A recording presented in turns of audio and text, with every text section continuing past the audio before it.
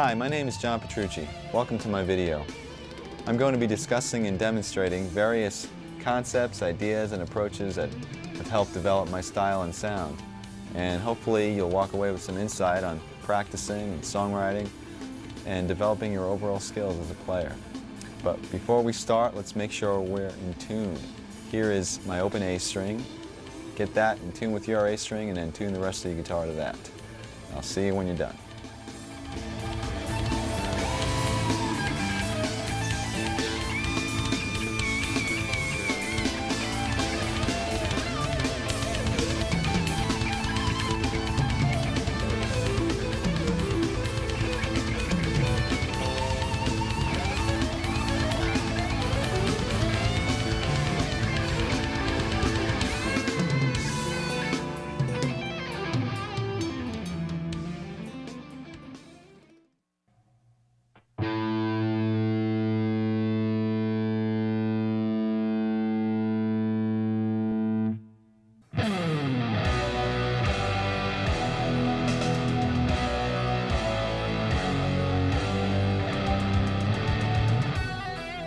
Okay, I'd like to begin with some warm-up exercises, and we're going to start with a couple that don't involve the guitar at all. So put your guitar aside for a second.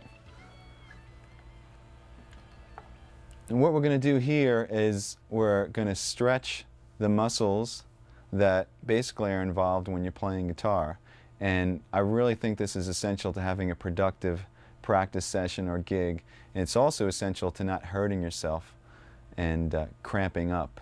And it's very similar to what an athlete would do before they went in to play a game or do some exercising.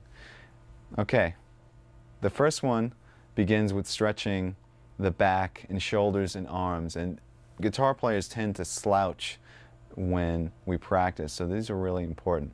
We're going to start with stretching your arm across your chest. Ooh, my arm just cracked, and yours might also. But you can feel it basically right through your back and your shoulder and your arm. And you should hold these stretches for about 10 seconds each. And then do the same thing with the other arm. Then after that, you can pull your elbow up over your head like this. And you can feel that stretch right through here and in through your back. And then once you do that, you can repeat these exercises as many times as possible. You can move on to your wrists.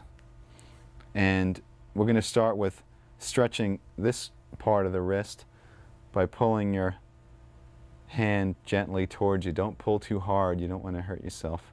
Just feel it sort of warmly burn through here. Hold that for 10 seconds.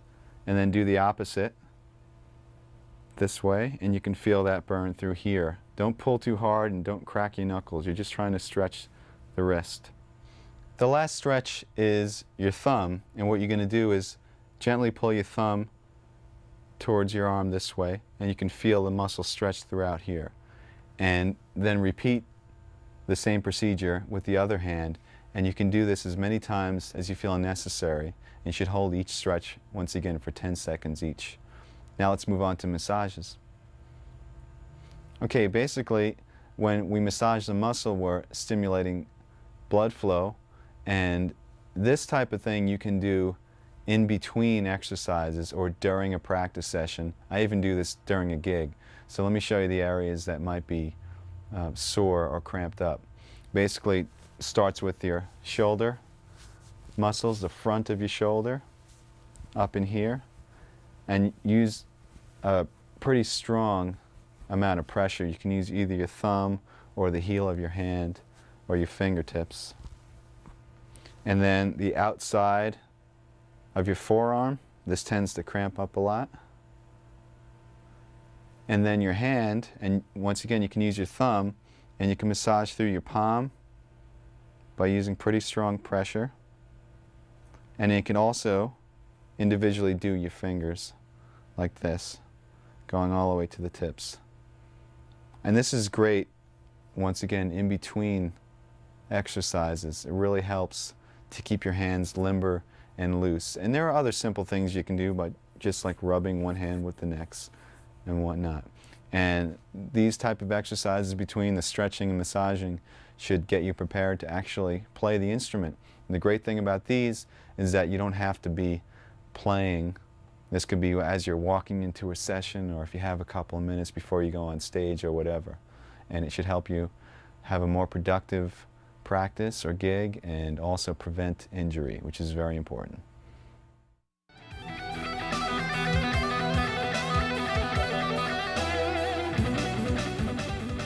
Okay, now I'd like to demonstrate some warm-up exercises applied to the guitar. So pick up your guitars again. And basically what I'm going to show you is a few exercises concentrating on the stretching and independence of the left hand, and a few exercises concentrating on the freedom and accuracy of the right hand, and then we'll combine the two. Remember, the goal here is not to develop mega speed, but really just to warm up your hands and get them comfortable so later on we can accomplish some bigger tasks. So first let's work on the first left hand exercise.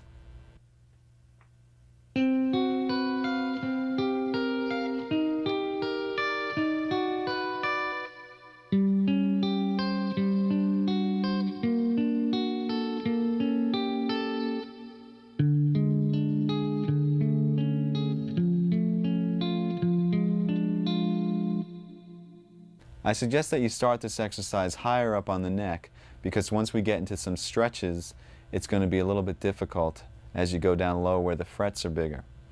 And basically, your right hand isn't really that important right now. I was playing the notes separately. You can play them as chords if you'd like. You can play them without a pick. It really doesn't matter. We're concentrating on the left hand. Make sure that the notes ring out clearly, because what we're really working on is the stretching and independence of your left hand. Also use a pretty strong pressure. Now what's happening here is that I'm playing on 4 adjacent strings with a basic chord shape. It sounds pretty ugly. In fact, most of these chord shapes sound ugly, so turn your volume down when you practice. And then we're taking the 2 inside fingers, 2 and 3, and we're reversing them like this. Then we're taking your 2 outside fingers, 1 and 4, and reversing them. And then taking the 2 inside fingers and putting them back to their starting position. The next step is to just move up the chord shape to the next string group. So between the A and the B string, and repeat the same motion, and then move up to the last string group between the low E and the G string, and repeat the same 4 chords again.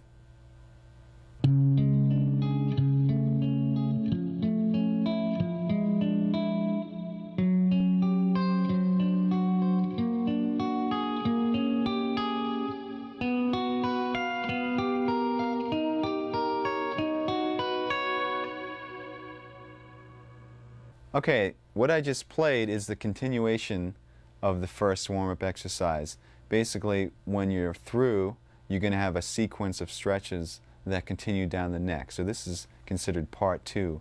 And what I did is I started in our original position, which was between the low E and the G, and we were in the 10th position, and I stretched the first finger down a half step and kept the rest where they were, and did the same sequence of finger moves. So in other words, then reversing the 2 middle fingers, then the 2 outer, and then the 2 middle again, and just continued up to the next string group, and then to the final string group again.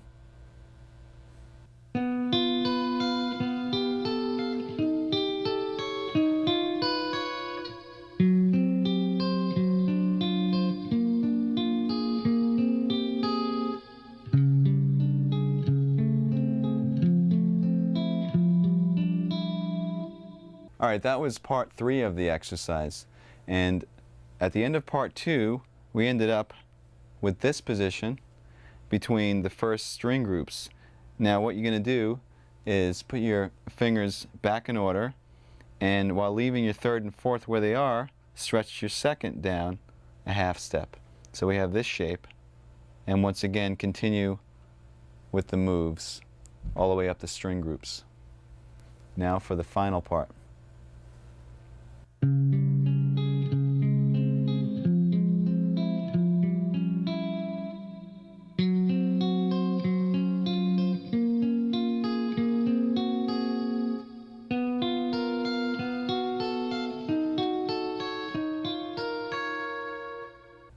Okay, that was the final part, and if you haven't guessed already, what we did is we moved our third finger down a half step while keeping the pinky where it was.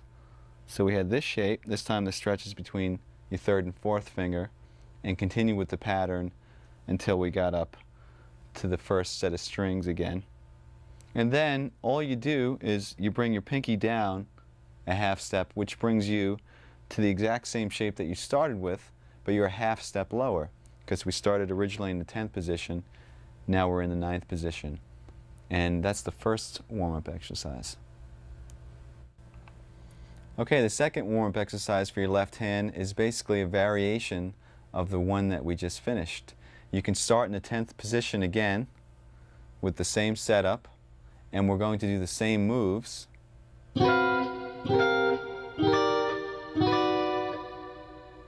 Except this time we're going to do some different stretches with the left hand.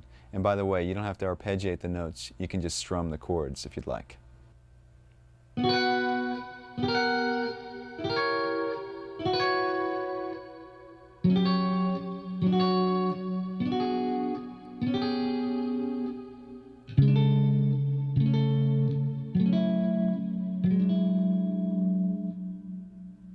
Okay, this stretch was different in that instead of moving one finger down a half step, we move the first finger down a half step and the fourth finger up a half step. So we have a double stretch between the third and the fourth and the first and the second. And then we did the same exact moves.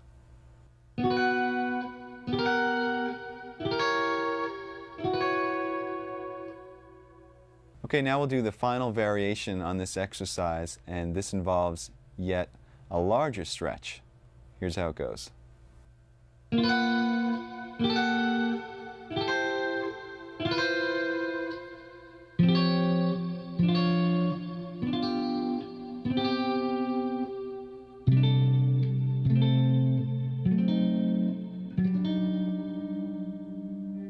right, what we did here on the final variation is instead of just having a stretch between the first and second and the third and fourth, we have a half step stretch now between every finger. So you do that by moving your first finger down yet another half step, and then your second finger down a half step as well.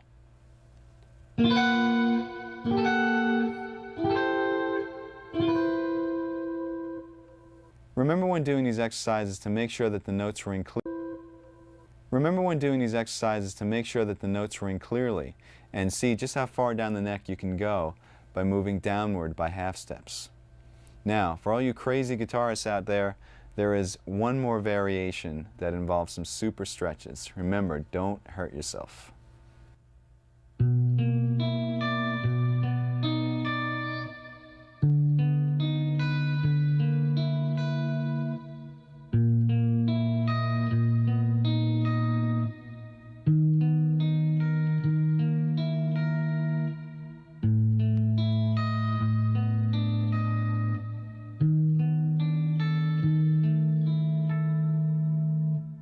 As you can see, I started out in a lower position, which made the final stretch a lot more difficult. Let me break it down for you now. With this exercise, instead of having all your fingers on adjacent strings, we start with the two middle fingers, 2 and 3, on the two middle strings, D and G, and your first and fourth fingers on the low and high E strings. And then you just continue with the same moves that we've been doing throughout.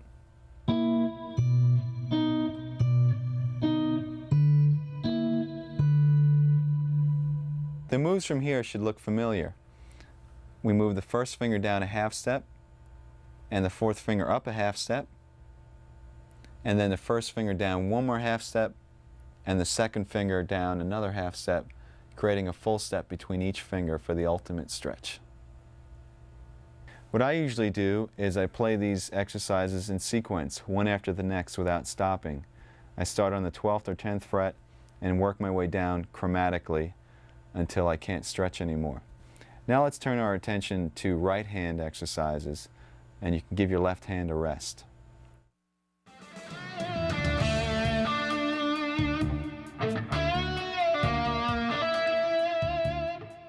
The next exercise concentrates on the flow and precision of the right hand and has many variations. So let me demonstrate it in its basic form.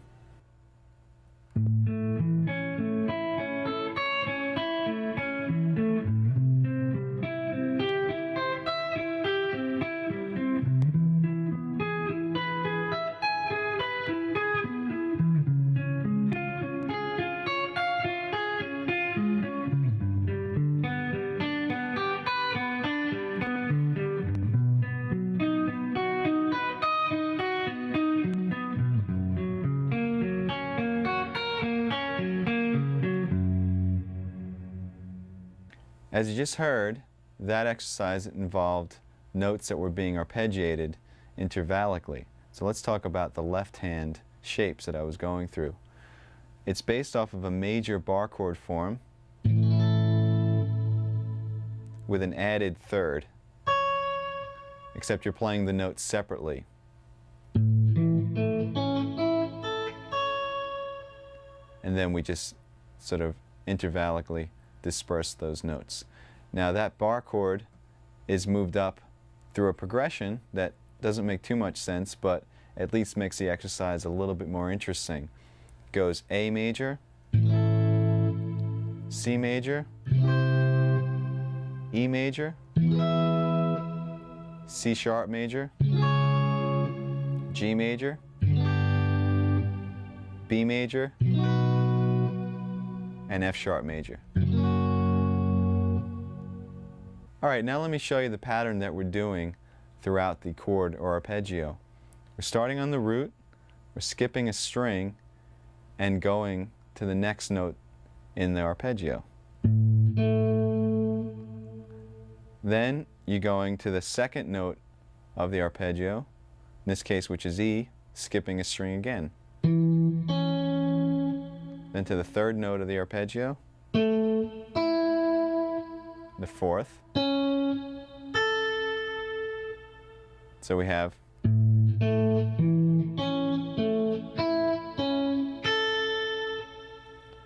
remember to pick down, up, down, up, down, up, down, up.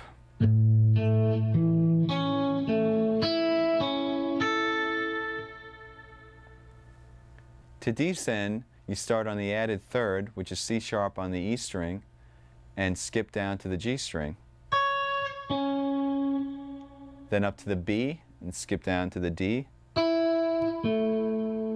Up to the G, skip to the A. Up to the D string and skip to the E.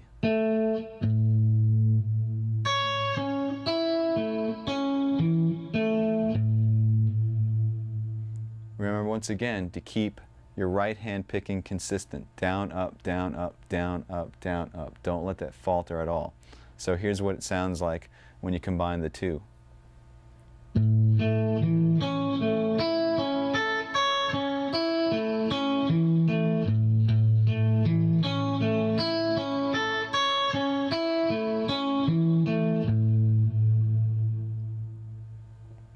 And then from there, just go through the sequence of chords that I outlined earlier, and you have the entire exercise. Okay, now that you know the initial exercise, all the variations involve the right hand, and we're going to concentrate on our picking. First of all, instead of starting with a downstroke and using down, up, down, up, down, up, do the same exercise starting on an upstroke and consistently playing up, down, up, down, up, down throughout the entire exercise. That's going to look like this.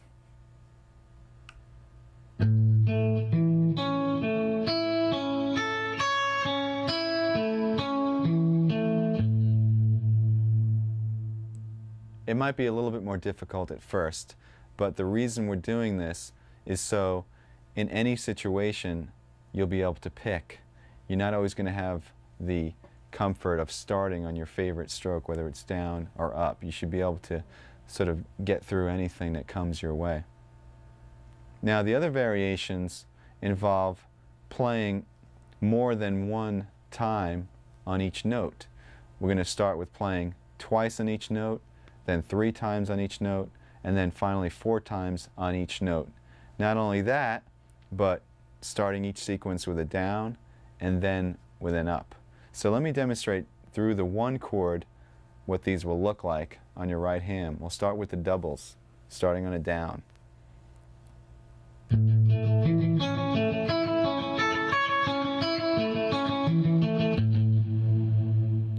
Then double starting with an up.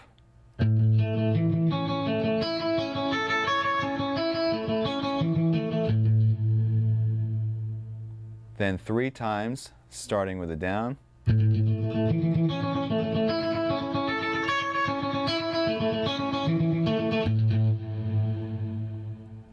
Three times starting with an up.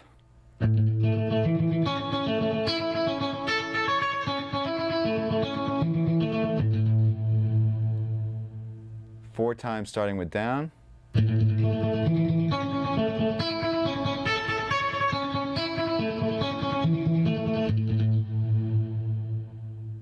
And finally 4 times starting with an up stroke.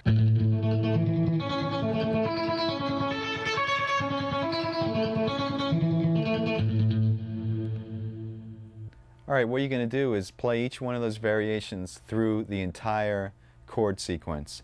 Just remember to keep the notes very even, and also to keep that consistent alternate picking, especially when you're playing triplets, going from one string to the next because there's an odd amount of notes per string. Really watch that you are keeping a consistent down, up, down, up. Now let me demonstrate what it would sound like playing 2 notes per string through the entire sequence, just so you can have an example.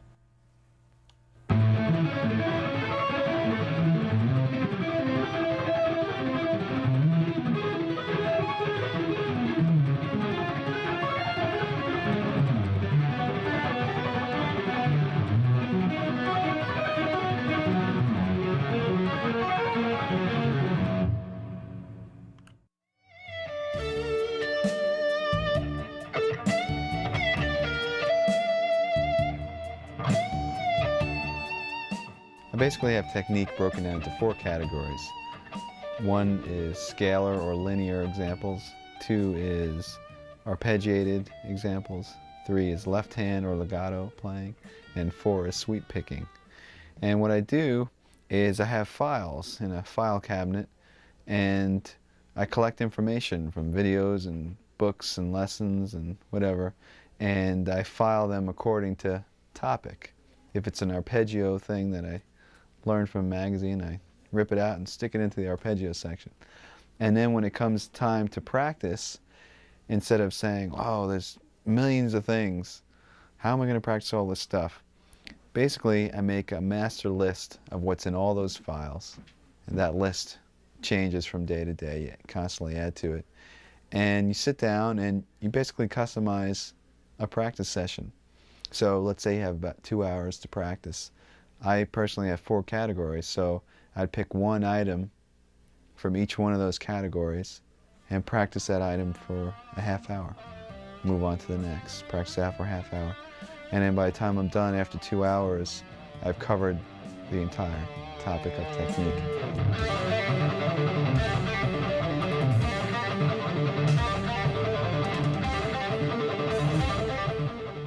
Okay, now that we concentrated on the left hand and the right hand individually, let me show you a few exercises that are equally effective for both hands.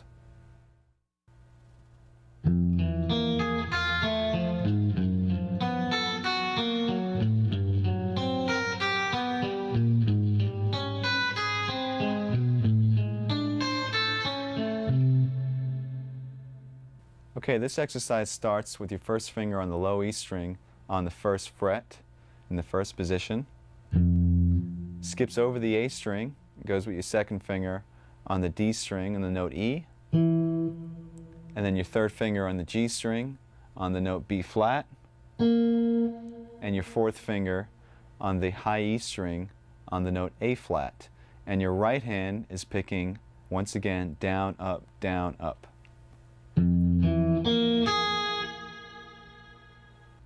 Now the next step is to simply flip your hand, sort of like a mirror image. So your first finger is now on the high E, and your fourth finger is on the low E, and start from the high E and go down to low E with the picking, down, up, down, up. And combine the two.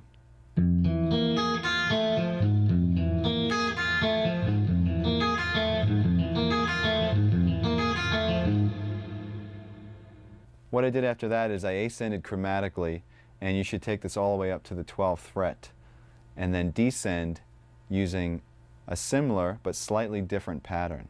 Here's how it goes.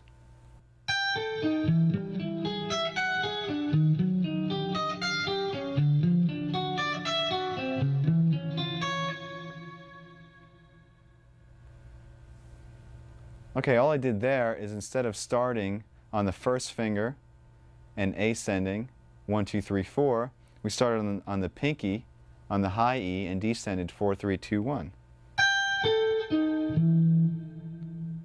Once again picking alternately, and then we reversed that image like a mirror and started on the fourth finger once again on the low E.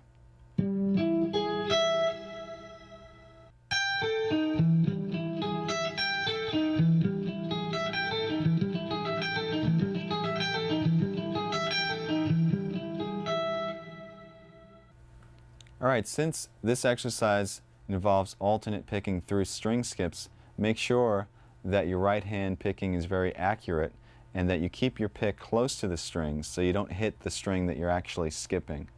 It's called efficiency of motion. Now, you should also practice the same exact exercise starting on an upstroke as well to make sure that you're ambidextrous. No.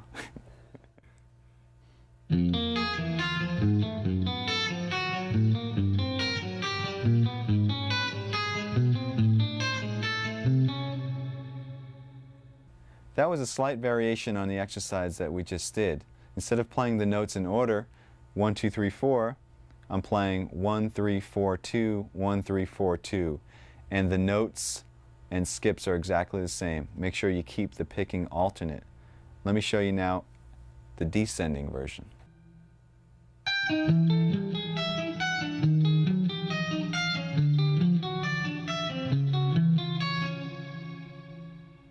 Alright, that was another slight variation, this time on the descending pattern. Instead of playing 4, 3, 2, 1, you play 4, 2, 1, 3, 4, 2, 1, 3, and continue that pattern down the neck chromatically. Remember to keep your picking alternate the entire time. And that will wrap up our warm-up exercises. I usually play these type of exercises, some more difficult practicing or a gig or whatever, and it usually helps to get both hands acclimated to the guitar, especially when you're cold. So have fun and make sure you warm up.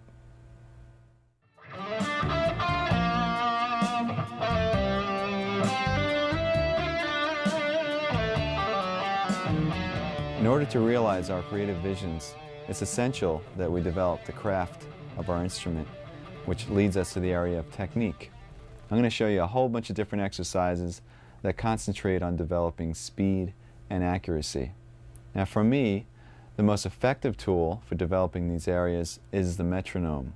Whether that metronome is a simple click or a drum machine or sequencer isn't important. The important thing is that there's a steady and even pulse.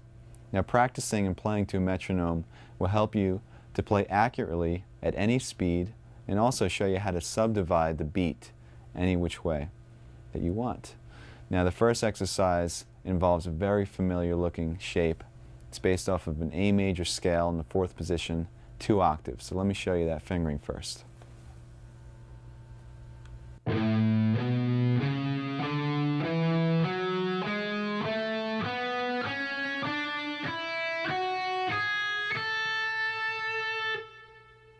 This exercise involves playing to a steady pulse. In other words, the speed or tempo of the click is not going to change, but how we subdivide that click is going to change. First, we'll start with playing one note per beat, which is chord notes. Now I have a metronome setting of 66 beats per minute, which is really slow, but by the time we're done, you're going to be playing a lot of notes per beat, so it's important that we start slow. Remember also to keep a consistent down, up, down, up, down, up picking pattern the entire time. Here is chord notes to the metronome. 3, 4.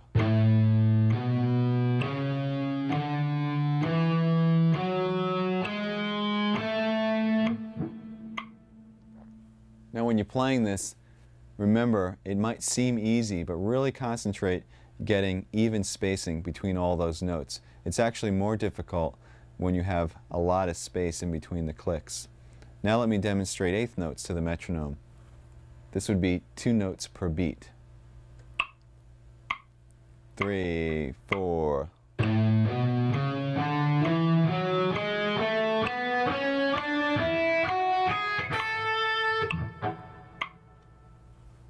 And now triplets, which is 3 notes to the beat.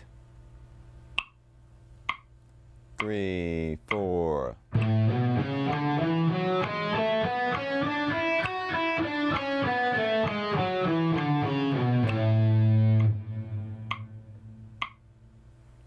The next division is 16th notes, 4 notes per beat. 3, 4.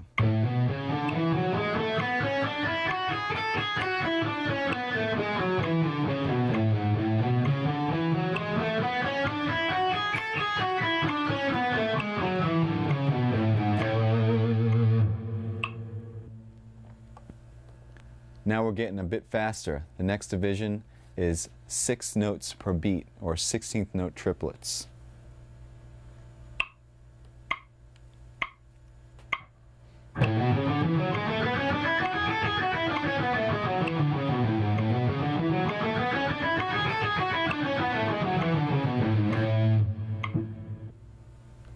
And the last group is 32nd notes, or 8 notes per beat. And this is going to be quite faster than what we started. But remember, the pulse didn't change at all. It's just the division of that pulse. 3, 4.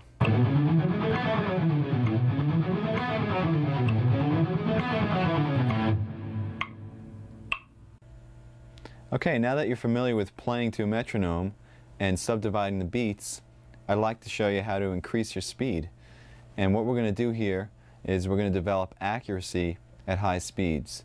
The basic concept is you start with a slow tempo on the metronome, play the exercise or example as many times until you've mastered it at that tempo, and then increase the metronome about 8 beats per minute, and then play the exercise over and over at that tempo, increase it, and so on until you get to your desired tempo.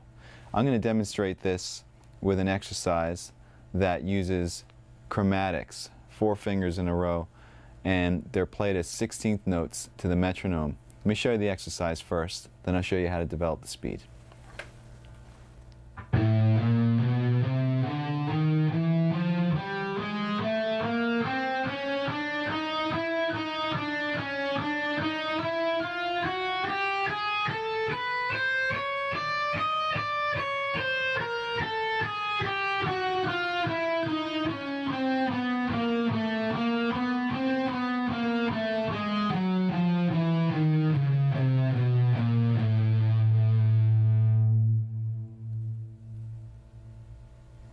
As I mentioned, this exercise is based off of a 16th note pattern, which means you're going to be playing 4 notes per beat.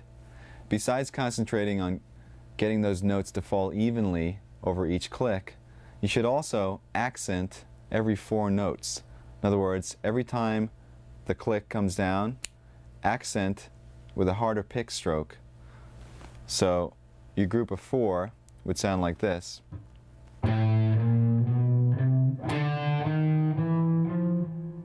Etc., etc. And what this is going to enable you to do is when you get faster and faster, that accent will be your reference point. In other words, at a slow tempo, your accent might just sound like.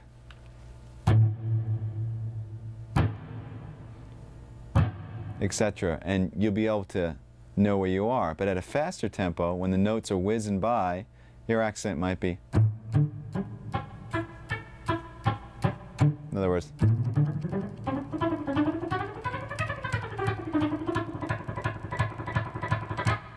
And that's how you know exactly where you are when you're playing at fast tempos. So what I'm going to do here is I'm going to show you how I would take this exercise and develop it speed-wise. Now, the first thing you have to do is you have to get a goal tempo. Let's say our goal tempo for today is 200 beats per minute.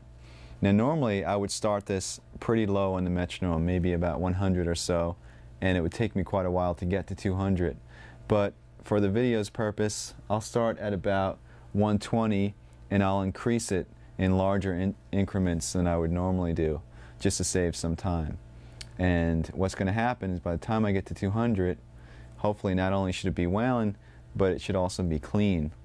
Another thing to keep in mind is your technique that you're using when you're playing slow should be the same technique that you use when you're playing fast.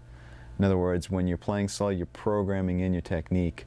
So when you play fast, be consistent in your hand position and also in your left hand position, your right and left. Okay, here we go.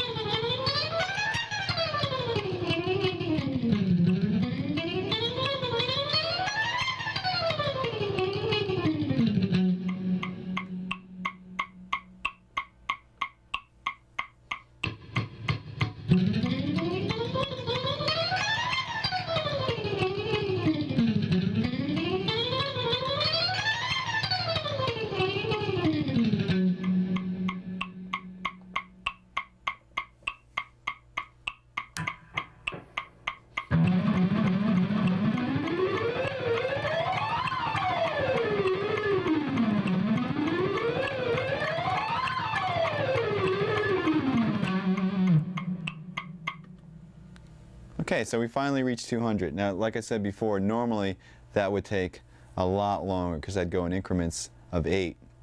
Now, if you find at any point along that development that you just don't have it, it's not coming together, it's not clean, like I'm going up to 200. If 176, I felt like I was pushing it, it's a good idea to back the metronome down. Go to a slower speed. So I was at 200, let's say that was difficult. I'll go back down to about 170. Try to get comfortable there first.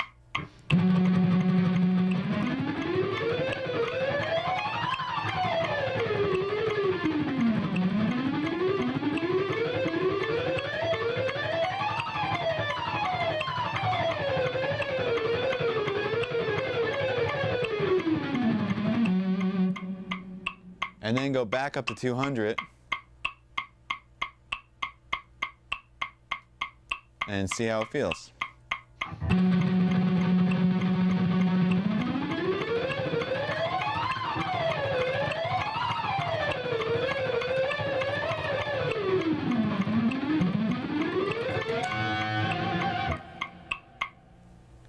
On a similar note, if you reach this desired speed that you're going to and you still want to push the envelope a little further, what you can do is, let's say you want to hit 208 now. Go past 208, go to like 216 and just kill yourself, and then go back to 208 and that tempo will feel a lot easier. Let's attempt that.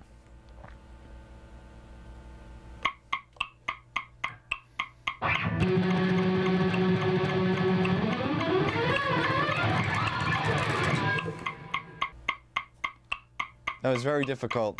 Let's go back down to 208 and see if it's any easier now.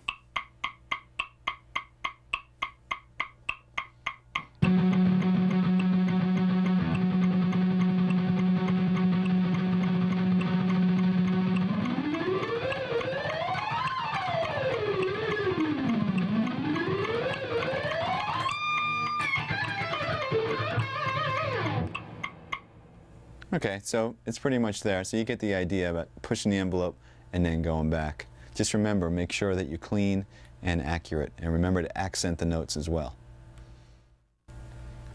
Okay, now I'd like to demonstrate the same technique, building speed and accuracy, but this time with a 16th note triplet pattern. You're going to play 6 notes per beat, and it's based off of a 3-note per string pattern in E minor. So here it goes.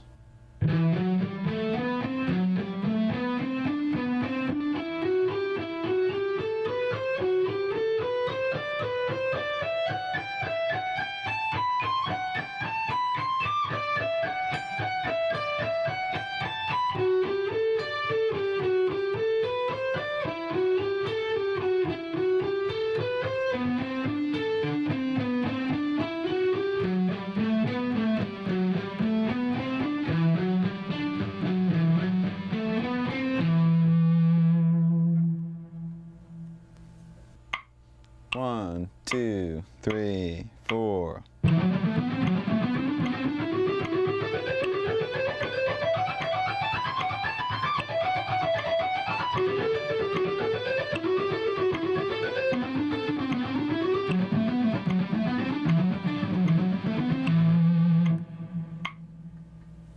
Okay, then you would follow the same steps to get to your goal tempo.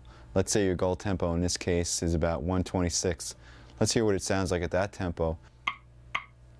1, 2, 3, 4.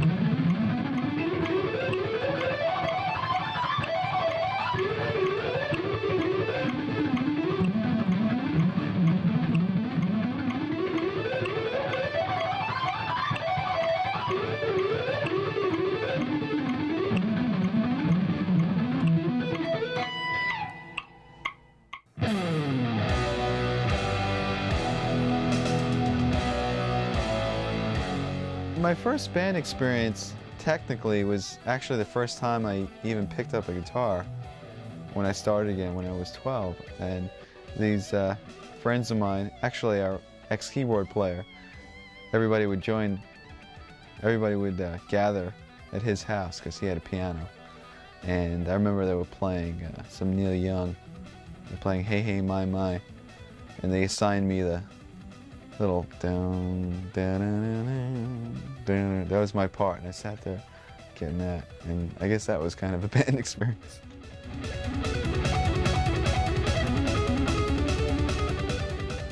Another good way to develop speed is to work on what I call fragments or segments. That is, if you have a long exercise or passage that's really difficult to play, instead of trying to swallow the whole thing, take bites, work on small and then connect them one by one until you have the big picture. This way you can concentrate on one little thing at a time as opposed to tons of notes. Now I have several examples of what I call scale fragments, and they're little patterns that you just play over and over and over and over, and eventually I'll show you how to develop these into long scale sequences that you can use in soloing and whatnot. So let's start by going through the different scale fragments.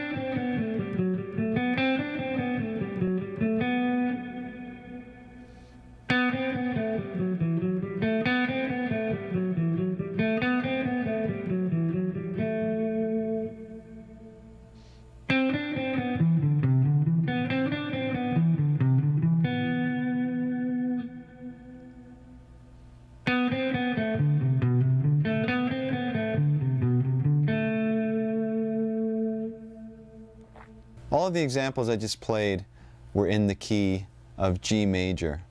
You can play these anywhere on the neck between any two strings. It doesn't really matter. You can practice them chromatically, meaning if you were playing this one, perhaps play it 4 times in each position and then move up a half step.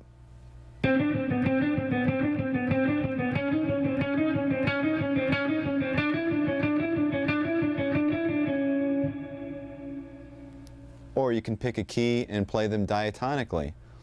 In other words, conform your fingers to the notes in the key.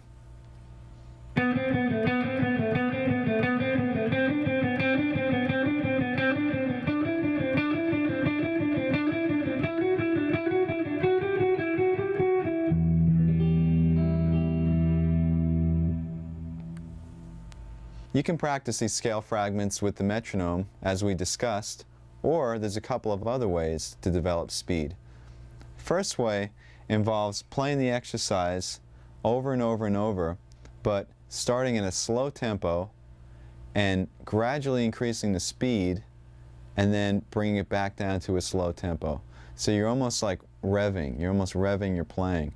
And as you do this, as you play faster, you can also vary the degree of dynamics that you pick with. You can pick harder or softer. It's a really good way to develop the speed.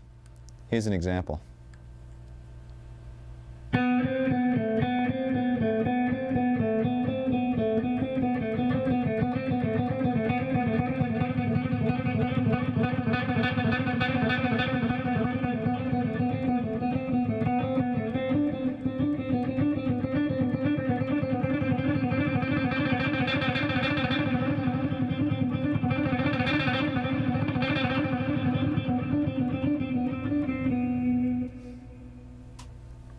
Another way of developing speed is by playing the exercise over and over and over, but this time playing consistently at a slow to moderate tempo and then sort of blasting out a fast tempo only a couple of times. So in other words, you're jogging for a while, then you're going to sprint for a second and go back to jogging.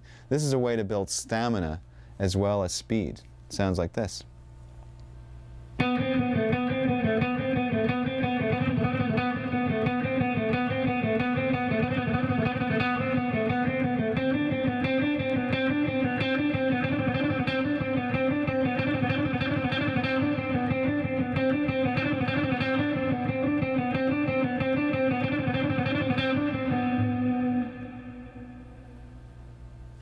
Now, a fun thing to do when you're working on all these exercises, since they're pretty similar, some of them are using 16th notes and some are 16th note triplets, is to sort of interact. In other words, mix them together. Like you might have one that sounds like, which is what I've been playing for the last couple of seconds. And there was another one that went. There was also another one that went. Try combining some of these exercises randomly and use your imagination. It might sound something like this.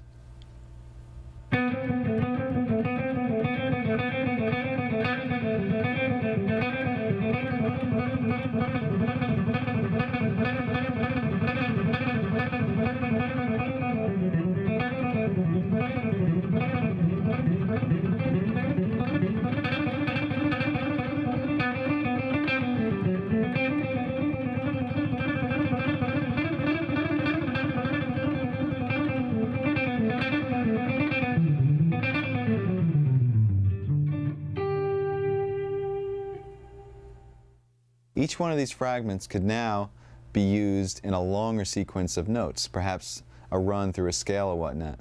So let me show you how a few of these can be developed. 1, 2, 3, 4.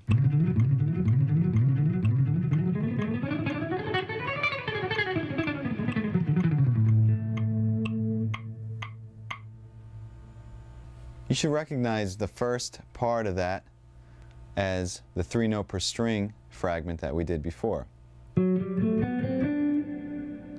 Except I transposed it to the key of A and played it through an A major scale.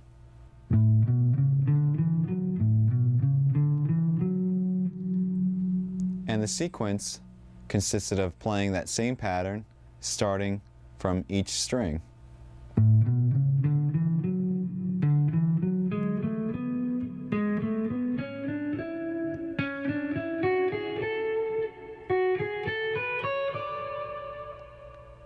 And then using the descending pattern to do the same thing.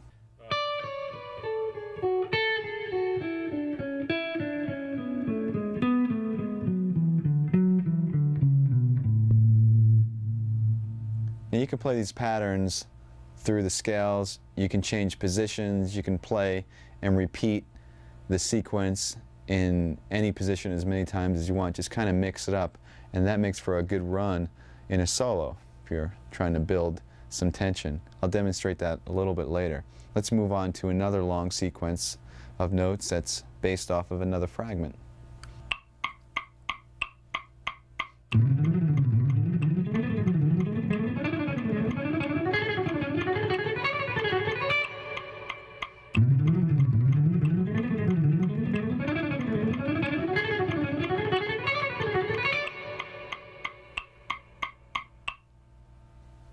And here's the descending version of that.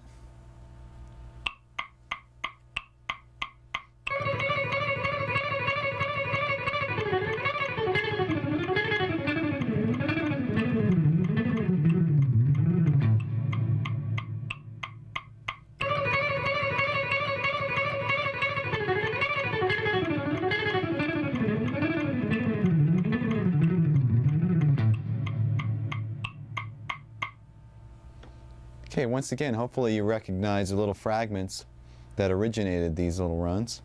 And descending, while it's fresh in our mind, came from that and sounded like this.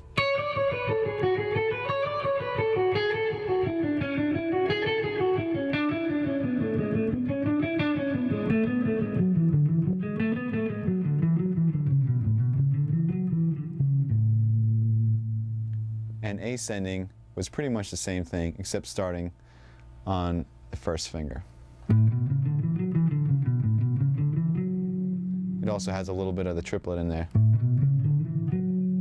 But we're just arranging the notes so that it works out to be a 16th note pattern.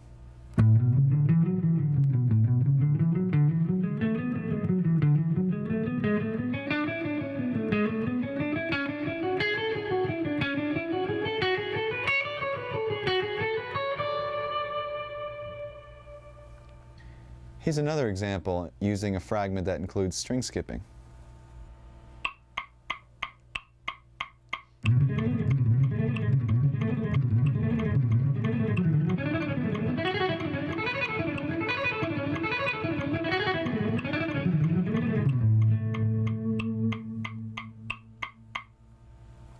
Now with this one, instead of moving up the neck, playing 3 notes per string, I stayed in the same position because it facilitates skipping strings without having to do any position changes. So instead of having to go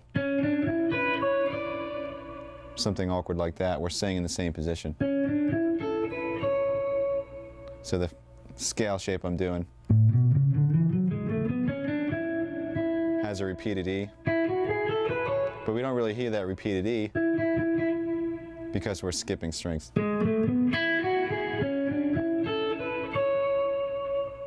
Here's the pattern slow.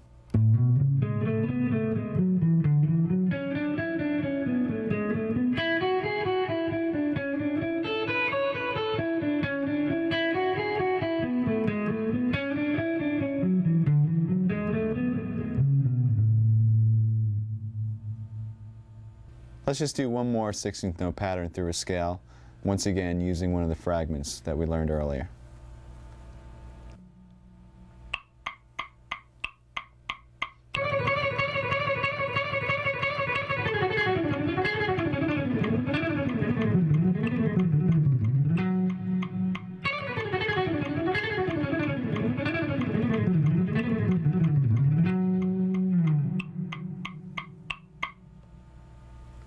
Here it is slow. See if you can recognize the fragments in this one.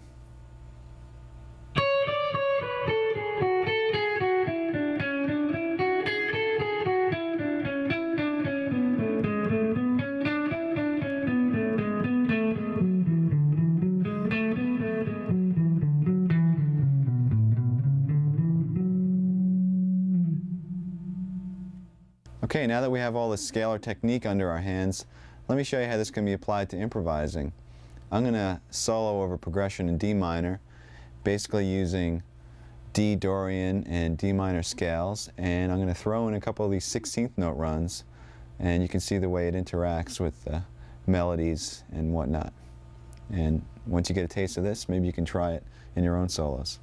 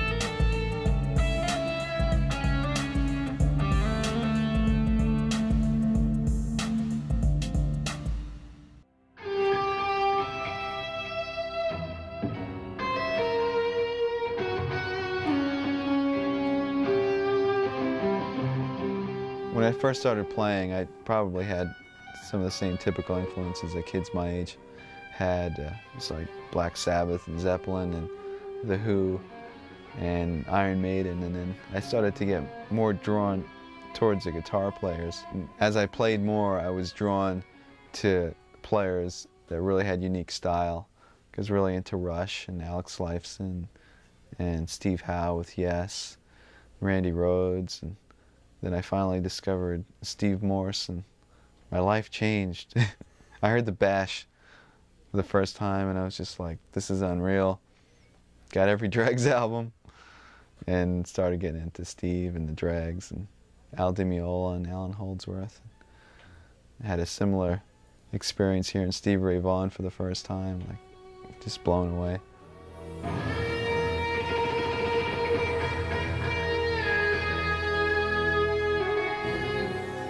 One of the more difficult techniques for most guitarists is using alternate picking through arpeggios. Now this has been something that's been difficult for me for a while, and it's actually making me kind of mad, so I analyzed what the problem was, and I came up with an interesting little fact. First of all, the problem always seemed to arise when I was encountering what I call inside the string picking. Now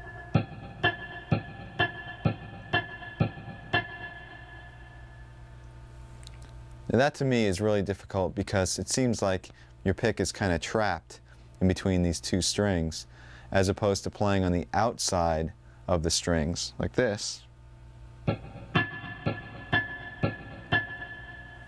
where it feels like you have a bit more freedom of motion. To experiment and see if this is a problem for you, I suggest playing two notes on adjacent strings, let's say A on the G string and D on the B string, and first try picking them starting with a downstroke and then with an upstroke. And let's see how that feels. Try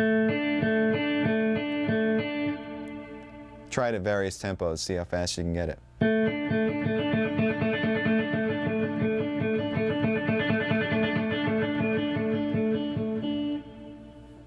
Now do the same thing, but start on an upstroke and go up, down, up, down.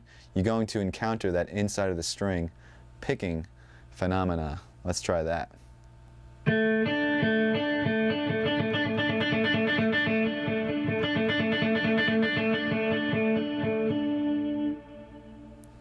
Now my right hand immediately starts to tense up as soon as I encounter that inside of the string technique, and I think it's because I feel like I'm sort of trapped and I have no range of motion.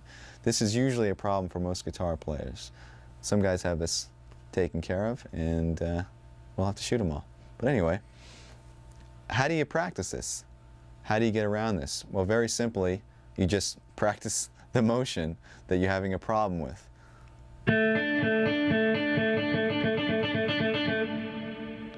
Now, this could be very boring if you sit there doing that for any period of time that's going to make it effective. So what I've done is I've come up with a little etude that practices and concentrates on the inside of the string picking. And by the way, if you ever have something that you're trying to work on and you need to develop it, come up with some little progression or etude or song. It makes it a lot more interesting.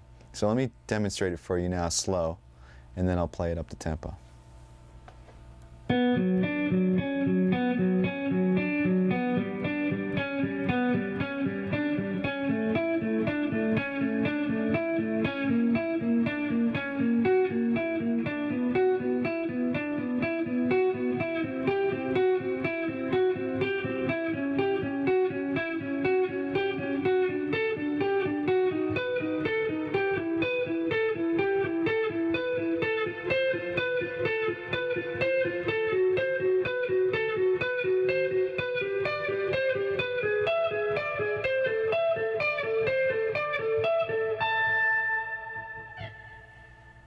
Now I'm going to demonstrate this up to speed with the metronome.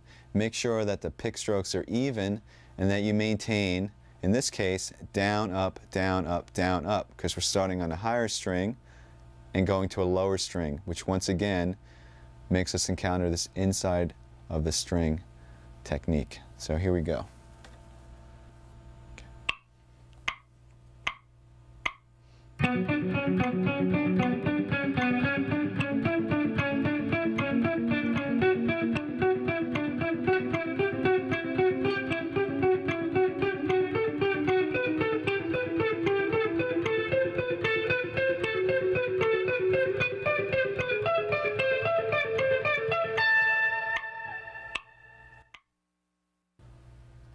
Now that exercise specifically narrows down the problem and concentrates only on that problem. But the thing is, you're going to encounter this picking hang-up through an arpeggio. In other words, some part of the arpeggio you'll have no problem playing, and other parts you might have this inside of the string thing. Let me demonstrate on a major arpeggio. If I play G major in the 7th position, I have down, up, down, up. Now the initial down, up isn't a problem. Either is the next down. But it's when you go to the D on the G string, you have the inside of the string picking down, up. So in order to play that quickly, you're going to have to overcome that little problem right there.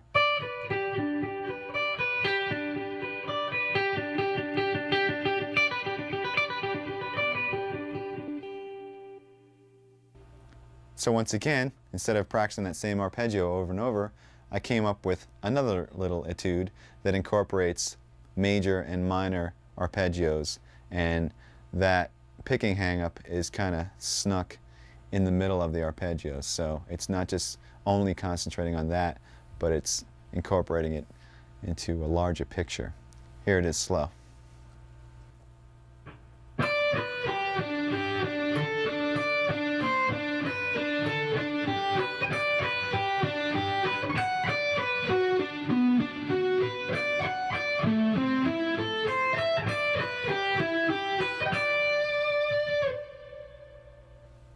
Now I've added an extra challenge to this one because not only are we working on the picking hang-up, but we're skipping strings while doing that hang-up.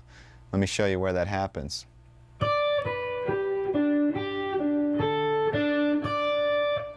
Right over here between the D and its octave, between the D and the C, between the D and the B. You're playing up, down, and also trying not to hit the B string while you're at it.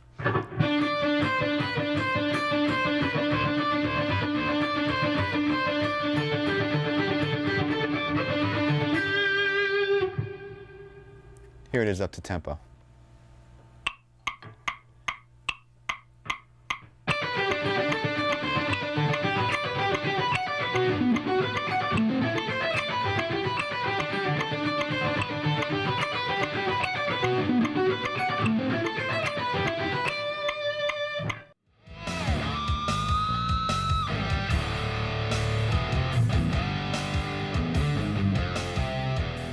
I first picked up the guitar when I was 12, and I didn't take any formal lessons.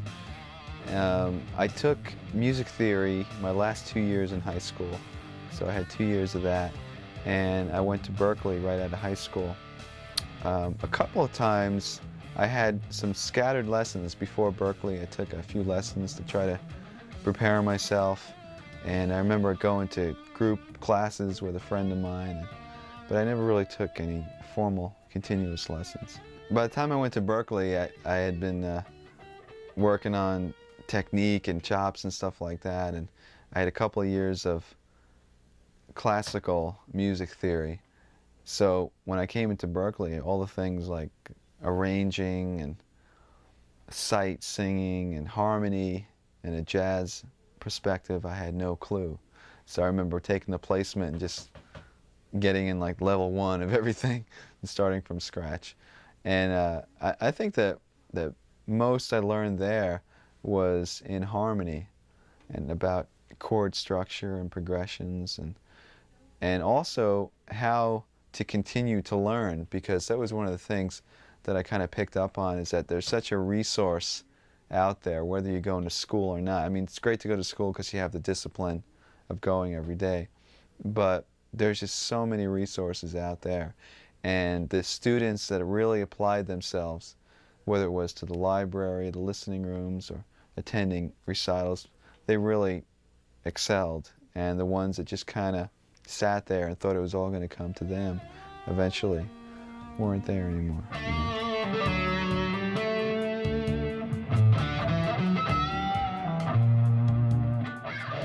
Now I'd like to concentrate on left hand strength. What we're going to do is we're going to work on some scale fragments once again, but instead of picking them, we'll play them legato. In other words, we'll use all hammer-ons and pull-offs. And basically, I'm going to show you a couple of different patterns, and then I'll show you how to practice them. So let's start with the legato patterns.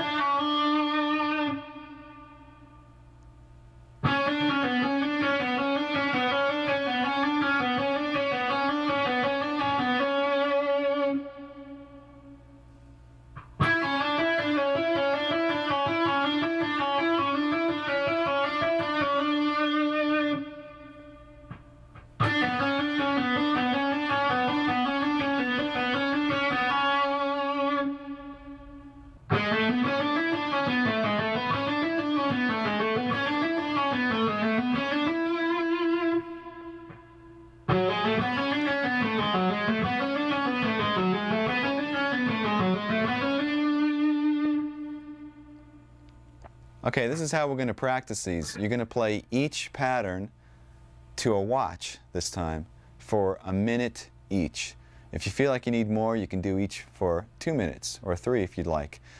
The idea is to not stop. Do one exercise into the next, a minute each.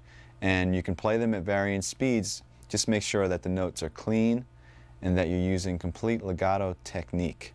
Now, with the last couple, notice I did pick, except I only picked when I was ascending from the D string to the G. Happened right over here.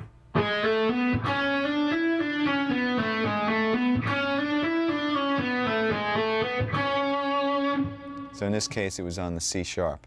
That's the only other time you're going to pick. Also, when you practice these, you don't have to stay in the positions that I just showed. You can practice them on any string. You could stretch your fingers out. You can play them in any position, in any key, diatonically or chromatically. Let me demonstrate a little bit. Remember, 1 minute each without stopping.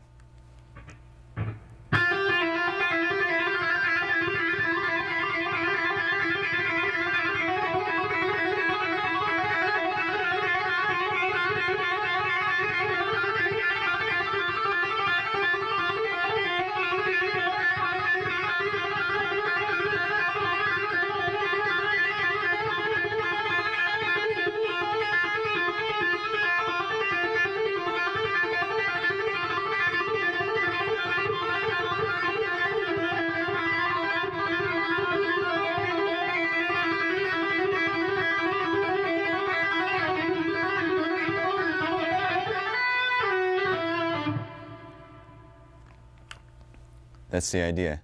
Okay, once you get those all practiced, I suggest that you do our little massage thing that we talked about in the beginning, and also stretch your wrists, because it's time to take those fragments and put them into expanded sequences through scales using very little picking. Once again, this is called legato. Here's the first exercise.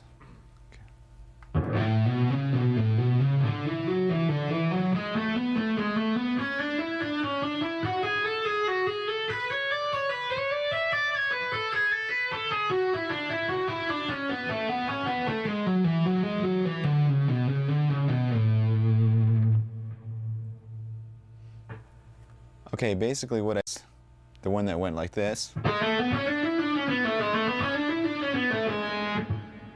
and also another one that went like this, and combine them ascending through an A major scale.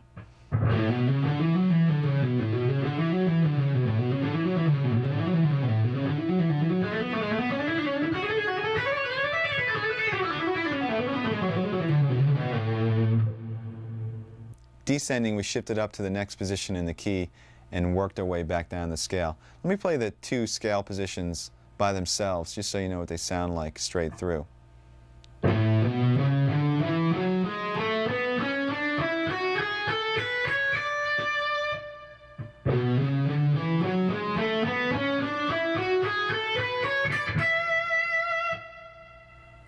And you can practice that sequence between any two positions in any key, or even using nonsense patterns, just shifting up by half steps, maybe something like this.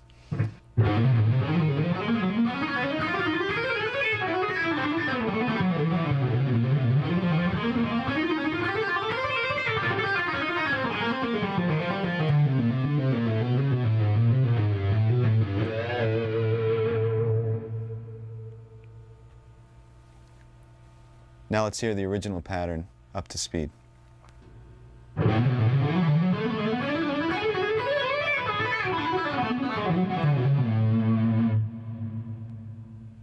Here's one more legato example. This one is in the key of E minor, and it shifts positions quite a number of times. So practice it slowly and make sure that you get those position shifts clean and clear. This also involves some right hand tapping. Here it is slow.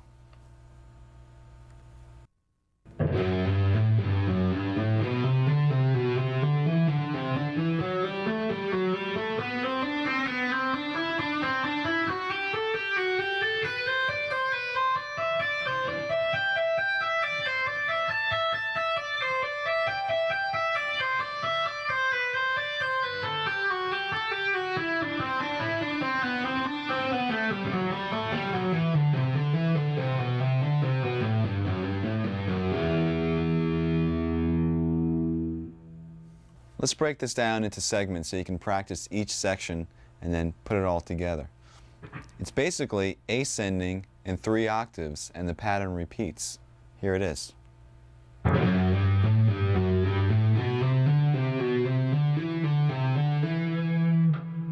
it's starting on F sharp and ending on E, and then starting on F sharp an octave higher,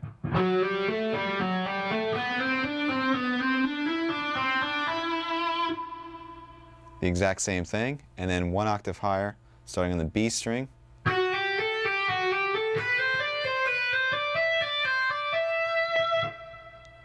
So this is a perfect example of practicing segments and then connecting all of them to get the whole run, because you might just want to practice each octave at a time.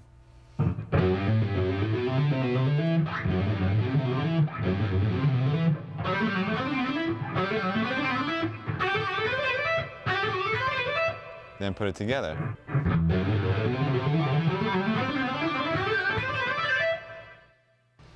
When you get to the top, you're tapping the G on the high E string, and it's basically a double tap.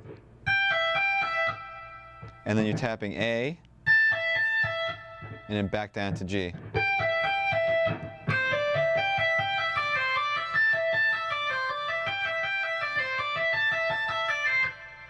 So you could practice that small fragment a few times and get that under your fingers.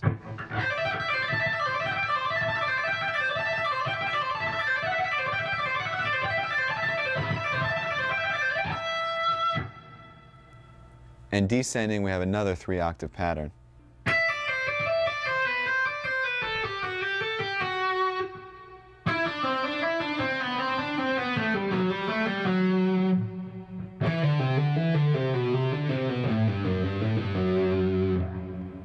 So you can practice each one of them as a fragment, just master that octave.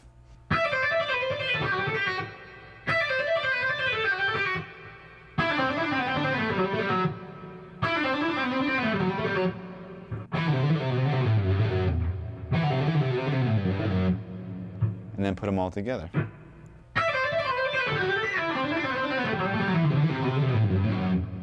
Now I'm going to play the whole thing, ascending and descending up to tempo.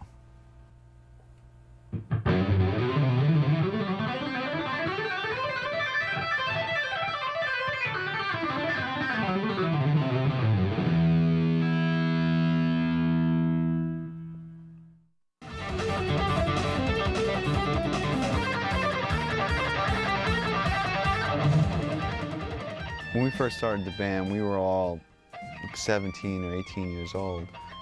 So the last album that we just put out, I mean, it's like almost 10 years later.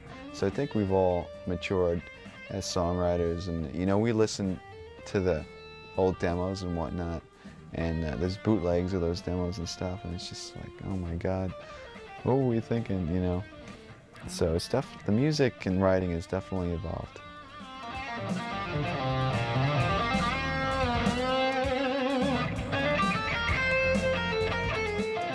To wrap up the topic of technique, I'd like to introduce a different style of picking other than alternate.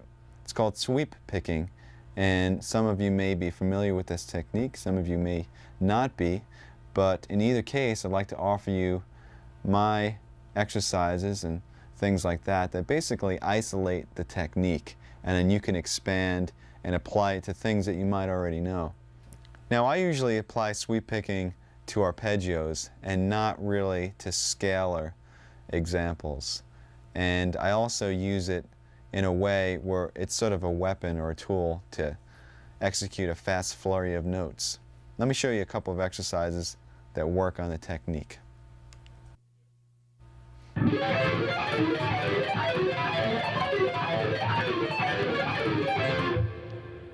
All right, there's two things to keep in mind when working on this exercise. One of them is to separate the notes of the left hand. In other words, you're not playing chords, but you're separating the notes and playing arpeggios. And also, with the right hand, you want to separate the notes as well. In other words, don't strum them all together, but push down on the pick so it knocks into the next string, sort of falling from string to string. You don't want to make separate motions like this. You want to push the pick down, down, down, down, and then up, up, up, up, pushing against the strings. Now you can actually mute the strings and work on just the right hand.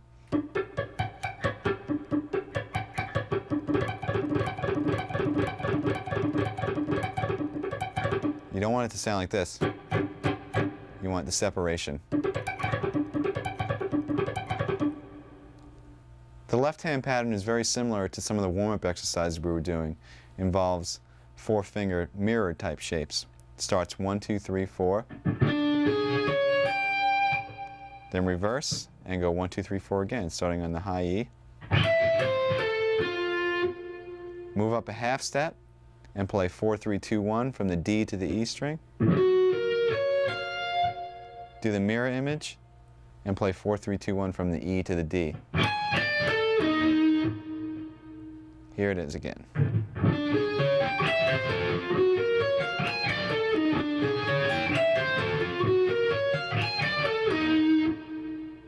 And then simply move it up, continuing in half steps.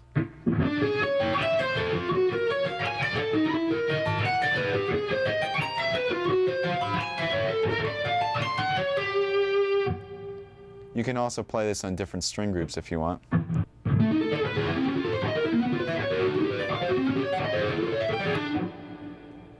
Okay, just as a fun variation, you can take this technique and just mutate the notes of the left hand And I came up with, once again, another etude using the sweeping technique. It goes like this.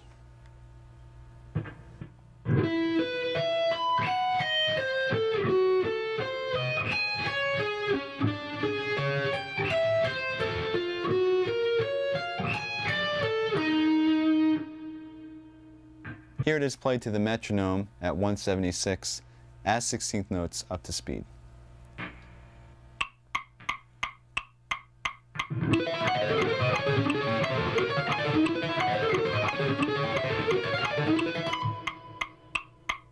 To break this down, we're using the exact same pattern as the exercise. In other words, 4 notes ascending and 4 notes descending, and then doing the same thing starting on the pinky, except I just changed the notes. We start on E, and we're playing a power chord, E, and then the 5th B, and then we're doubling that, E and B. And for the reverse, we're playing an A diminished 7th chord, starting on F sharp and descending to A. F sharp, E flat, C, and A. Then we're going down a minor third, and we're doing an F sharp diminished 7th. So we have F sharp, A, C natural, and E flat, which is actually the same thing as an A diminished 7th in another inversion. And for the reverse, we're playing a D flat power chord, which is D flat and the 5th A flat. But we're starting on the A flat and descending.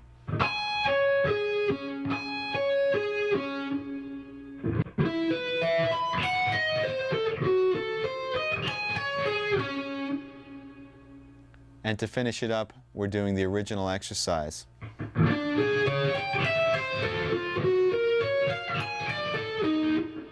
Which ends us up on E flat, a half step away, to start over again.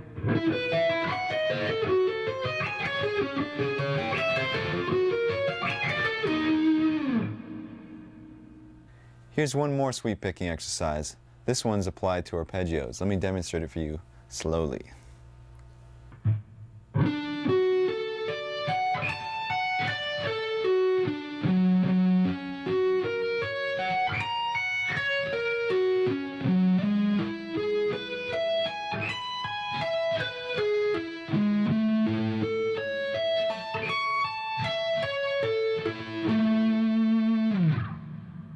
This pattern is based off a major arpeggio, so let's go through the different arpeggios and the chords that they come from. First one is D, coming from this chord fingering, with an added 5th, A. Second one is F sharp, based off of an F sharp bar chord, with an added 3rd.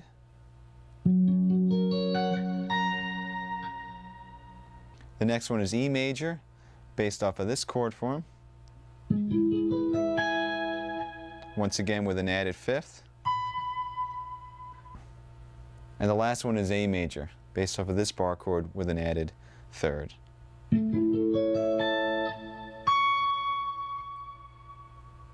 Starting with D, the picking goes down, down, down, down, down. When you get to the A, that's when you're going to reverse and play an upstroke and pull off to the F sharp. And then the rest of the arpeggio is descending using all upstrokes. Remember to separate the notes, you're not playing a chord. When you get to the next arpeggio, F sharp, you're still continuing with an up. In fact, you can almost consider it the 3rd of the D arpeggio. So you're kind of finishing up the D arpeggio. Because after that, we're going to repeat the F sharp and start with a downstroke and outline the F sharp major arpeggio. Down, down, down, down, down, down, and then up on the A sharp. Pull off to the F sharp and continue all consecutive upstrokes to finish off the arpeggio.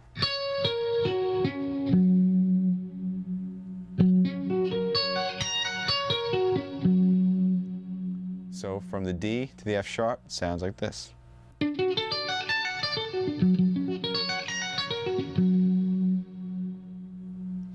Then we're going to move up to G sharp, which is the third of E, and basically we're going to follow the same exact pattern.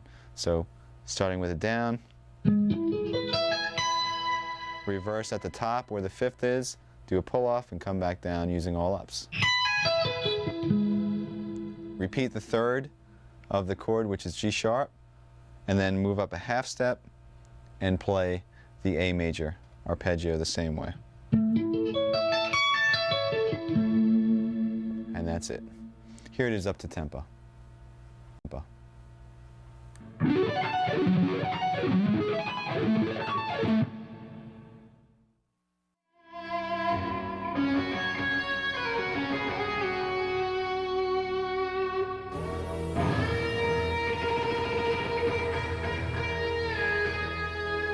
The majority of our writing process is together as a band.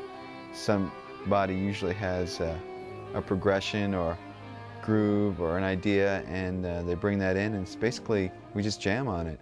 We set the tape recorder and just kind of go for it, and out of those jams some solid ideas start to happen, and we start working on arrangements, and before you know it we have a song. Do you write lyrics yourself at all? Yes, I write lyrics, and I'm really interested in lyric and melody and how that contributes to the song, the real importance of the lyrics and the melody and the vocalist. The cool thing is that all of us were basically influenced by the same bands, and a lot of them happen to be progressive, like Rush and Yes and the Dregs and Genesis and even Zappa's music. So when we all got together at Berkeley, it just kind of naturally came out, this type of music in Odd Times, and even you know, using the harmony that was a little bit more experimental or creative and whatnot, and it was just kind of a natural direction for us all.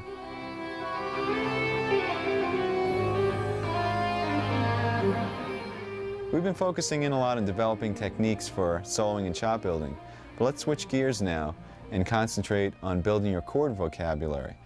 What we're going to do is we're going to take the ever-faithful power chord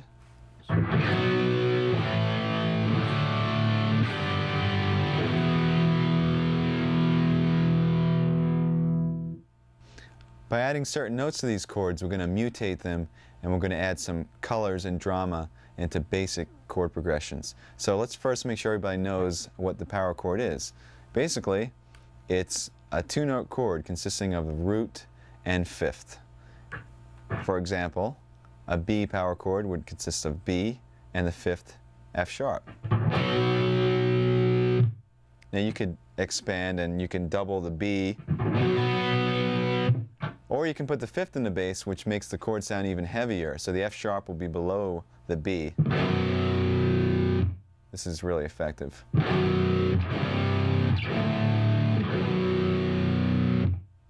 And one other type that's not really a typical power chord, but it's a progressive power chord. You take the root, the fifth, and you add the ninth on top. Sounds like this.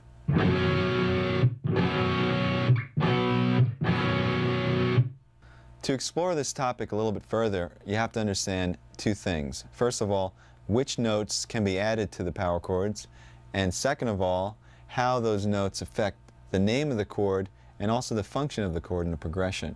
First of all, we have the root and fifth, what you see as an example. If we add an E or a third to that, we have a C major chord.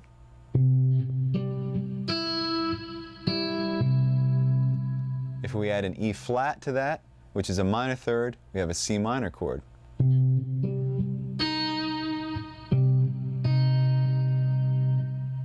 If we add a second or ninth to that, we have what's called a suspended second chord. In this case, it would be a D.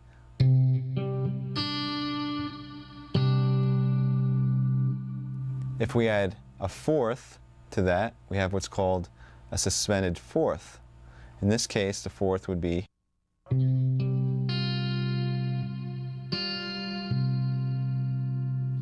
All of those chords added one note to the power chord and drastically changed the sound. Now let's go through some chords that add 2 notes. If we add the major third and the major seventh, we have a major seventh chord. So you'd have the power chord, the major third E, and the major seventh B.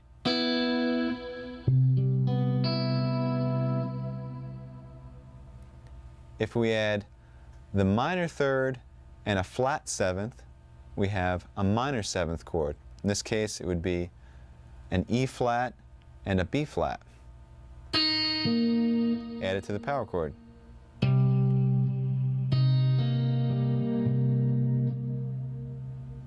If we add a major third and a flat 7, we have what's called a dominant 7th chord.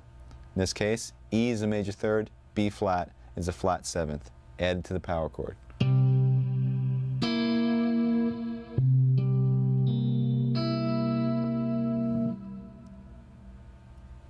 And now there are a couple of chords which I call add 9 chords. What they are major and minor chords, so we're going to have a major and minor third added, and on top of that, the 9th as well. A major add 9 would add a major third E and a 9 D.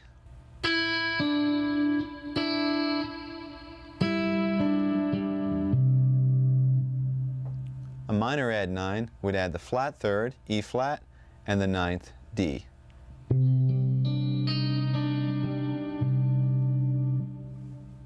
Now let's talk about how the 11th added to the power chord changes the name. We'll keep the major third and we'll add an 11th, and we end up with a major add 11th. Here's the power chord, here's the major third, here's the 11th.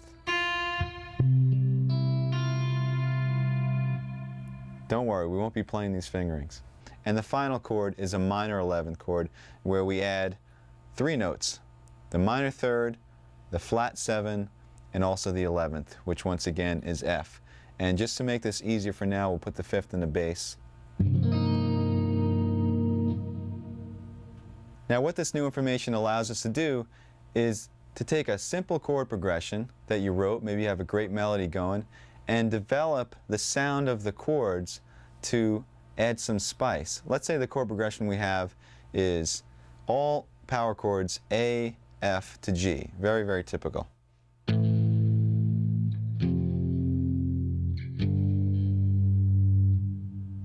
By adding some of these intervals and creating these more interesting chords, perhaps we can make it sound a little bit more interesting, or we can take it in a more dramatic direction. So I'll turn the A into an A minor add 9. We'll turn the F into an F sus 2. And maybe the G into a G sus 2. So what started out as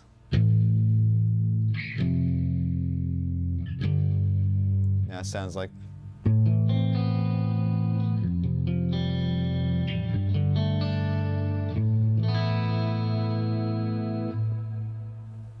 that's the basic picture. Now, unfortunately, when you're trying to play this stuff loud and heavy, it's going to sound pretty bad because of the dissonance of the intervals. I know you don't want to hear this, but I'll demonstrate.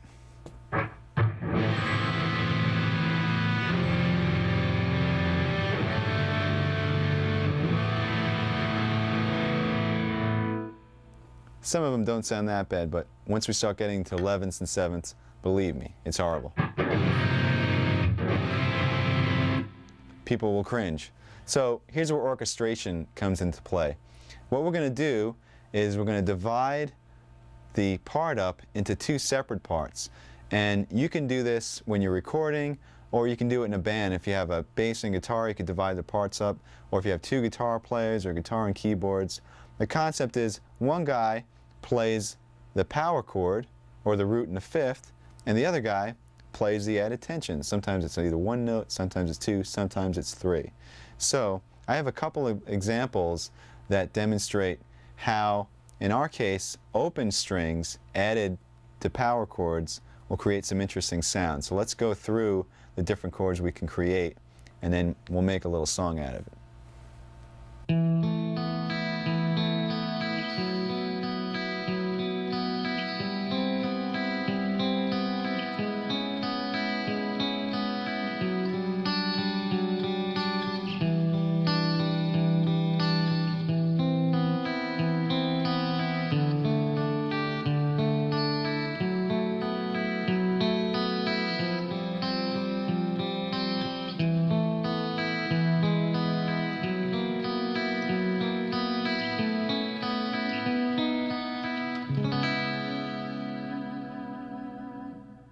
The first power chord was an A.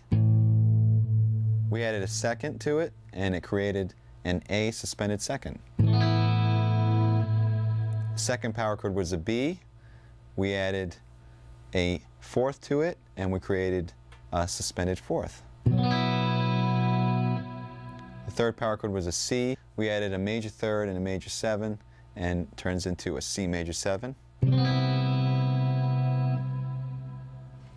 The next power chord was a C sharp.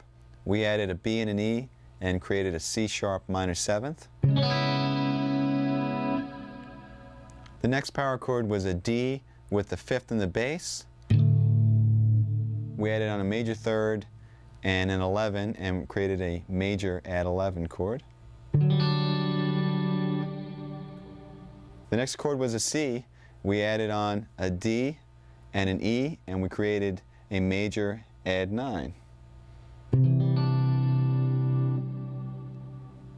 The next chord was an A. We added on a C and a B, which is a minor third and a ninth, and we created a minor add 9 chord. Next chord was a G. We added on an A, and we created another suspended second, G sus 2. And the chord after that had F sharp by itself in the bass, and we added on a D, an A, and an E. So what we have created is a major chord with an added ninth, but the third is in the bass. Next chord was an F sharp. We added on an A, a B, and an E, and we created an F sharp minor 11 chord. Chord after that was an F. We added on a G, and we created an F sus 2.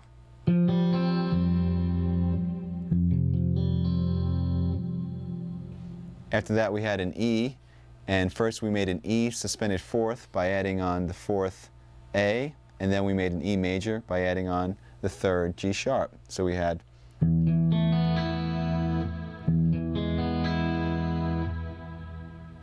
the next chord was an F sharp. We added on an A sharp, a B, and an E, and we came up with an F sharp 7 add 11. The chord after that was an A. We added on a B and a C sharp to create a major add 9. And the second to last chord was a B, and we added on a D sharp and an E to create a major with an added 11th.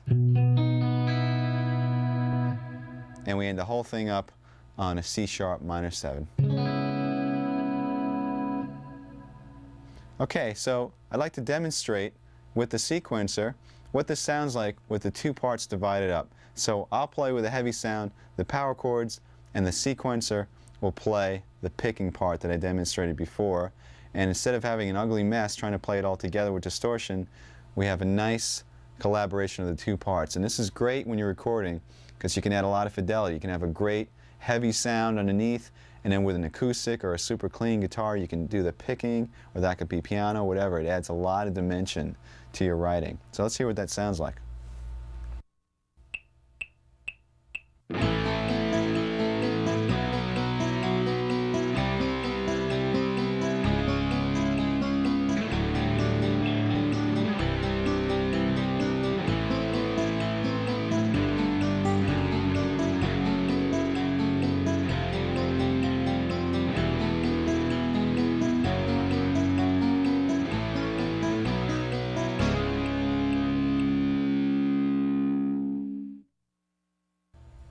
As you can see, our power chord has come a pretty long way. We started with some really basic nonsense, and we came up with some pretty cool sounding chords. Now, granted, the progression that I created for that exercise really doesn't make too much sense. So let me show you a little song that incorporates a lot of those chords and is more like a piece of music. I mean, you can use it for background to a vocal part, or it could be backing up a solo or whatnot, but it uses basic power chords that I'll be playing, and the sequencer will be playing the second guitar part.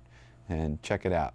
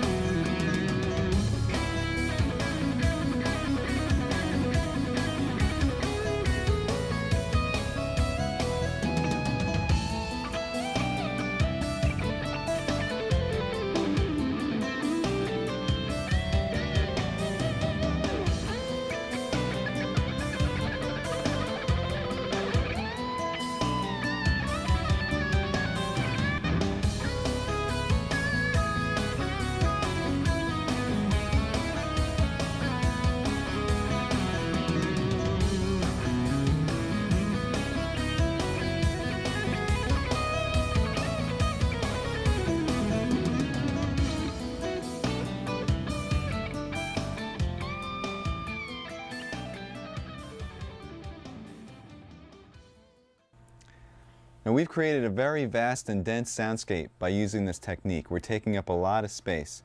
So it's important that you really listen to what the other players in your band are doing. For instance, let's say this type of interaction that we just went through was going on between bass and keyboards.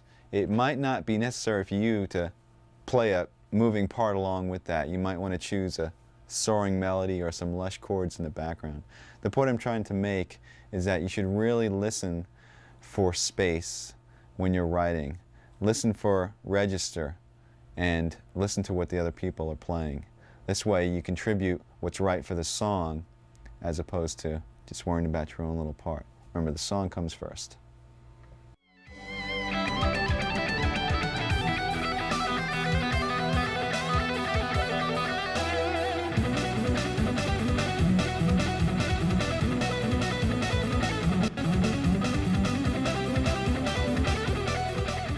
Yes, it is. This is my full-blown live setup, and I guess we should start with the guitars. These are the guitars I have on the road. They're all custom Ibanez guitars made of basswood, and as you can see, the paint jobs on 4 of them are really similar, and these paint jobs are by Dan Lawrence, who does some custom work for Ibanez.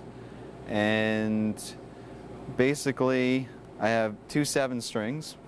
This one is sort of a prototype, and this is a main one that I use, and 3 6-strings on the road. There's string gauge is 9 through 46, and the low B on this 7-string is a 56, and they're Diodario strings. And the pickups are DiMarzio.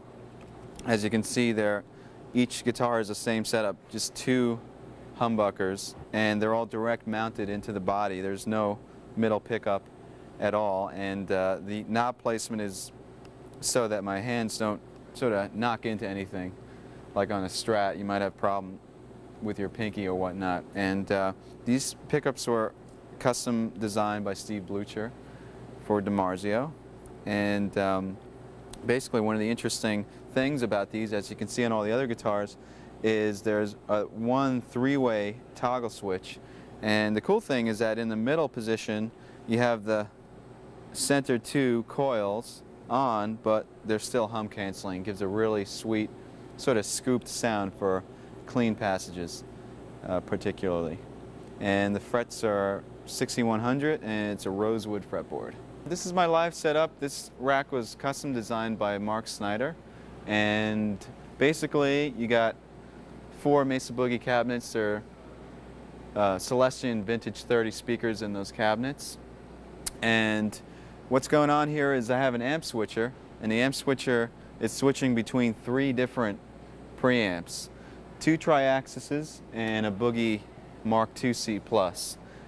Everything that's in the rack, like the Crybaby and the noise gate and the volume pedal and the parameter pedals, are all hooked up through this multi-pin system that goes to the pedal board, which I'll show you in a second, and it makes setup very easy. And also, the rack has a data dump. It's an Alesis data disk that allows me to save or reload any of my MIDI programs for the PCM 70 or the TC Electronics 2290, or even the Mesa Boogie Triaxis.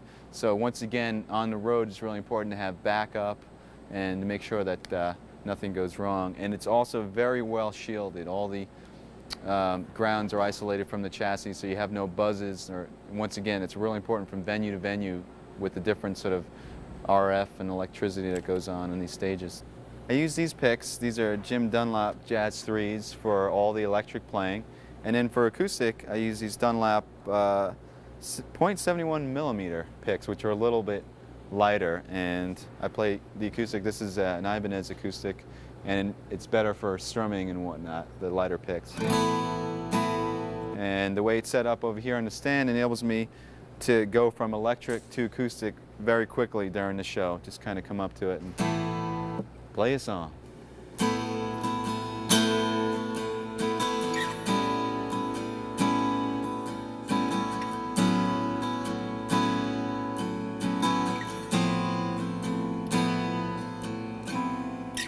Okay, this is the pedal board that I use live, and this was custom designed by Mark Snyder. Once again, as you can see, here's the other end of the multi-pin that's coming in, and basically that has all your connections for the tuner and the Mesa Boogie Abacus pedal board, parameter pedal, a volume pedal, and a wah pedal, and that includes all the AC. Just one cable right to the rack and to the pedal board.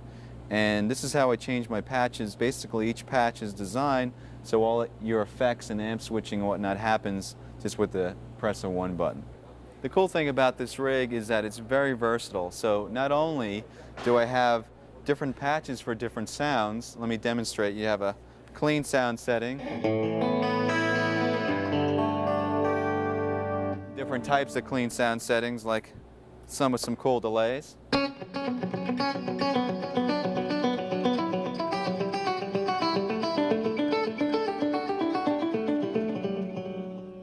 And then we have some basic heavy rhythm sounds.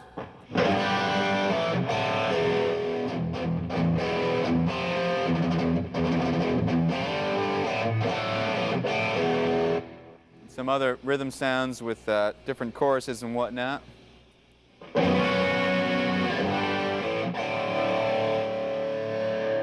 And also a couple of cool lead sounds.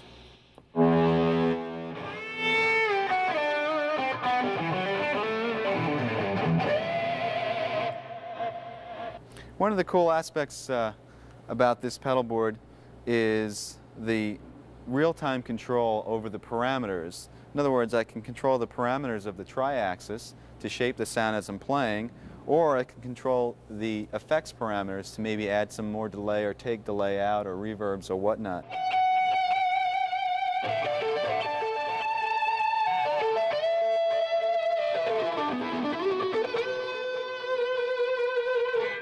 But if you're playing a faster line, you don't want as much around it, so you just ease off the pedal so there's not as much delay on it.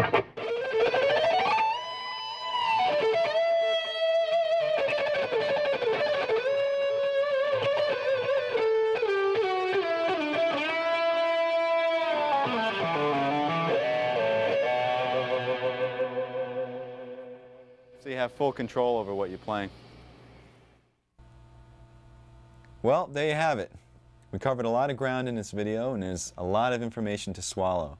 Just take your time and go through section by section and really try to get the most out of it. The best is to apply what you learn as well. I hope this has been inspiring and that you can use some of these ideas and approaches in your own playing and writing. And I had a great time doing this video. I hope to see you on tour. Bye-bye.